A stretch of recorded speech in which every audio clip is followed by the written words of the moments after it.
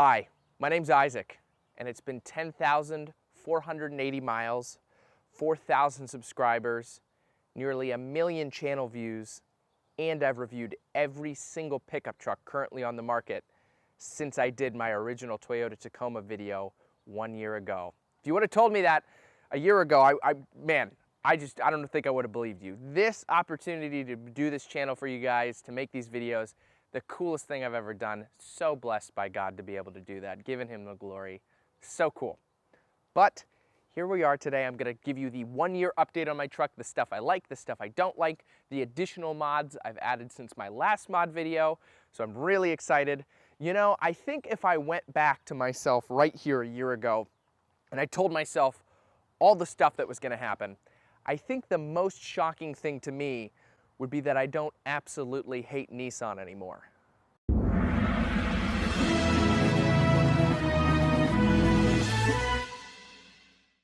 So here's how we're gonna structure the video. I'm gonna start with the cons because I know that's all anyone ever cares about, so they can watch the cons section and go to the comments and tell me how their F-150 is way better than my truck, they got a better deal, it doesn't have any problems, and how I made a mistake. And then for the two people that do actually care about the pros section, that'll be next. And then after that, I'm gonna tell you guys all about the mods that I've added after I did my last mods video. And finally, I'm gonna wrap it up with a driving section where I tell you guys how it's held up performance-wise over the last year.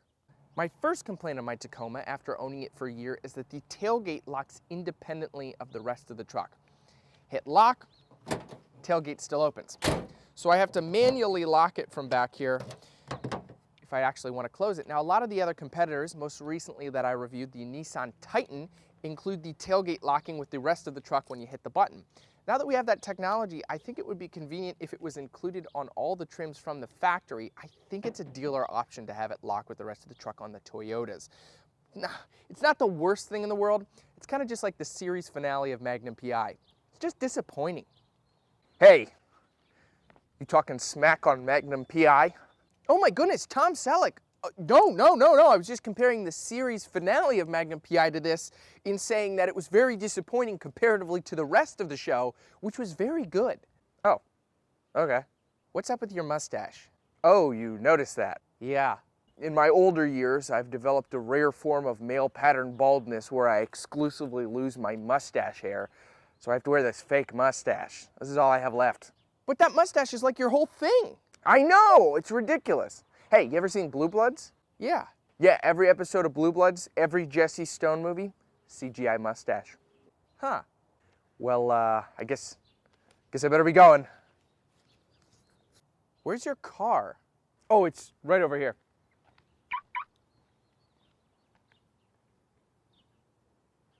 That's a Lego set. Yep.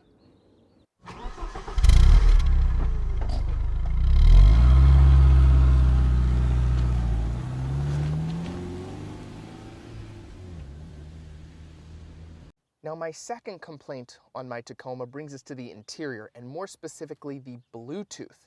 This truck has a lot of Bluetooth problems. The biggest issue I've been facing is when I come out to the truck and cold start it, the truck will display that the Bluetooth's playing, it'll have the album cover, the text, it'll say it's going, no audio.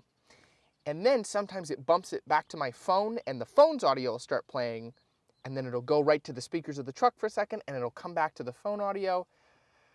Overall, it's not great, but I really do like a lot of the features of this head unit, and I don't really want to replace it. I like that it has the weather app, I like that it displays the album cover, but if worse comes to worse, I might have to replace it because it seems like it's happening almost every day. Right when I start the truck up, that seems to be when it has the most issues. So my last complaint with the truck is partially my fault and partially Toyota's fault. Let me explain. So I popped this trim piece off one day to see how easy it was to take the door panel off if I ever wanted to replace the speakers. In doing so though, the clips that held this on, they fell back into the door. And I was like, oh, okay, great. I'm gonna have to take the door panel off to go get them, because traditionally the clips just fall all the way down. Now in researching this though, they don't fall all the way down. They fall into this little tiny pocket in between the metal. And I was like, oh, great. So I went to my Toyota dealership. They were like, yeah, sorry, we can't get them out. And I went on a lot of message boards, and there's seemingly a lot of people that have accidentally dropped those clips in there. And it wouldn't be a bad thing, except when you swing the door, hear a little rattling. There's just a little baby rattling in there. And if you listen hard enough, it's all you hear. It's like a Hardy Boys mystery, the mystery of the rattling door. Well, I mean, I've solved the mystery. I know what it is. I guess the mystery part is, how can I get it out? And the answer is, apparently you can't without taking the entire door apart, metal included. So I got new clips, popped it back on there, but my major complaint with that is that you'd think Toyota would make it easier to get in there, since it's seemingly so easy to drop those clips, because so many people complained about that. You think they'd just fall all the way through, but no, what do I know about making doors? Now, moving on to things I actually like about the truck, this is going to be a controversial opinion, but I actually like the seating position. Now, a lot of people complain that the seating position feels like you're sitting on the ground, and I don't disagree that it is low. But I am 5'9", and I have a good amount of headroom, and I like my legs stretched out. That's comfortable for me. And it being low has some advantages, because let's say, I would assume my keys would be in the ignition if I was driving, but let's say I drop my keys. While I'm driving, I don't have to kind of fiddle around and go really low. I could just be like, oh, it's right here. Like literally I can reach my arm down and it's right here. So that's really convenient. I actually enjoy that. Now, I totally understand people that are shorter, people that are taller, heck, even some people that are the same height as me just aren't gonna like this seating position. But I do. I think it's a very nice one. The 2020 has height adjustment. I've reviewed the 2020. The height adjustment is great, very beneficial. You sit a lot higher if you want, and you can sit a lot lower if you want. So that is very cool. But overall, the seats are very comfortable and I like them. The interior quality has held up amazingly as well. I've really beat this truck up in doing landscaping, and it's held up great. Like, even for a year, it has some nicks and scratches on the door panels on the hard plastics, but overall, I'm very impressed. And I think that the durability and the quality of the truck especially extends to the bed. From maxing out the payload capacity with loose mulch, to carrying logs, branches, couches. Heck, I even had a stove in here one time. This composite bed has really held up. I cannot say enough good things about it. It's been excellent to me and has really served its purpose great. Now, there is some scuffs and nicks on it, but what would owning a pickup truck be if you didn't have scuffs and nicks in your bed? Overall though, it's been great. Now, I did get this bed mat. I don't know if I mentioned that in my last video. That might have been afterwards, but this bed mat makes it a lot easier for me to clean the bed out when I want to, if I have like stuff that isn't logs that I want to carry in here. Much easier to pull out and wash off than trying to wash out the entire bed. But it's been great. Moving on to some of the mods I've done to my truck since my last mods video, I added LED headlights, which are like the best thing I could have done. They were like 45 bucks on Amazon. They're fantastic, really clean look, very modern, and they're very bright. I really like them. I also have LED fog lights coming in as well. Technically, the yellow fog lights are better to actually cut through the fog, but the whitish blue LED ones look good, so I'm gonna get those instead. I mean, listen, Ram, Chevy, Ford might even be doing it. They all have factory fog lights that are LEDs now. They know we don't care. The next mod I did to the truck was removing the front air dam. It's only a couple bolts, and it makes the truck look a lot cooler when it is removed. It almost looks more lifted. I would encourage everybody to do it, because the only detrimental part I could find online was you lose like 0.5 fuel economy. Come on, not like I bought a pickup truck for fuel economy. I installed these very bright white LED reverse lights. I much prefer them compared to the dimly yellow hued reverse lights you got from the factory. These are much brighter, and aesthetically they're a lot more modern looking. All right, driving my own truck. You know, I would forgive you if you believed I was under the influence of some sort of narcotic during the filming of this video. Now, I wasn't. I just thought it would be really fun to kind of go really silly, like extra hammy on the jokes during the lockdown we're all currently in. So figured I'd, you know, maybe branch out into doing skits and seeing if you guys like that, and or if I should never do it again and we never talk about this video again. But here we are doing the driving section. And honestly, my truck has held up really, really well. One of the major complaints with this truck is that the transmission shifts and slips gears at kind of weird times, especially on the highway when you're going between like 4th and 6th. Like, you'll get a little jolt. And I do get that. I do get that occasionally on this truck. It's not the worst thing in the world. It is definitely a complaint, though, because it is annoying. It's kind of a weird, little jolty feeling. Now, if Toyota was to promise me that that's not doing anything negative to the truck, I'd be like, okay, whatever. Because other than that, it drives fine. You know, city streets, it drives great. It feels very smooth. The transmission in lower gears seems to shift very smoothly.